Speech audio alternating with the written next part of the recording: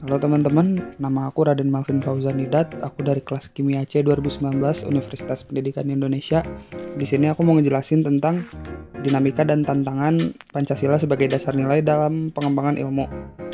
Sebelum kita bahas lebih dalam, kita harus tahu dulu Pancasila sebagai dasar nilai pengembangan ilmu tuh gimana gitu maksudnya.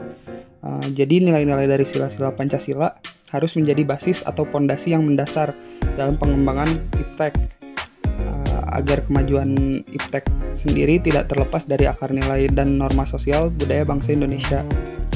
Nah, akhir-akhir ini kemajuan iptek tuh pesat banget, sehingga era industri kontemporer sudah pada tingkat peradaban industri teknologi digital atau teknologi 4.0. Nah, kehidupan manusia sekarang ini mengalami sebuah era disrupsi yang luar biasa, yaitu perubahan cara beraktivitas manusia dari dunia nyata ke dunia maya atau dunia cyber. Nah, apabila pengembangan ilmu pengetahuan tidak didasari oleh nilai-nilai Pancasila, maka ada kemungkinan akan terjadi penyimpangan dalam segala aspek kehidupan. Nah, lalu dinamikanya sendiri gimana sih? Pancasila tuh sebagai pengembangan ilmu belum dibicarakan secara eksplisit oleh para penyelenggara negara sejak Orde Lama sampai era Reformasi. Para penyelenggara negara pada umumnya hanya menyinggung masalah pentingnya keterkaitan antara pengembangan ilmu dan dimensi kemanusiaan atau humanisme.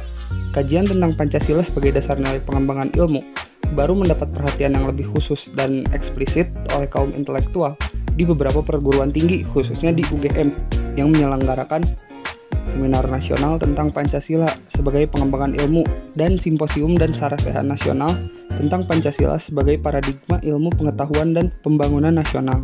Namun pada waktu akhir-akhir ini belum ada lagi upaya untuk mengaktualisasikan nilai-nilai Pancasila dalam kaitan dengan pengembangan iptek di Indonesia. Ada beberapa bentuk tantangan terhadap Pancasila sebagai dasar pengembangan iptek di Indonesia. Kalau saya kutip dari buku pendidikan Pancasila yang dirilis oleh Kemendikti, diantaranya ada 4. Yang pertama tuh kapitalisme, yang kedua pengaruh globalisasi, yang ketiga sifat konsumerisme, dan yang terakhir sifat pragmatisme. Kapitalisme yang menguasai perekonomian dunia, termasuk Indonesia. Akibatnya ruang bagi penerapan nilai-nilai Pancasila sebagai dasar pengembangan ilmu menjadi terbatas.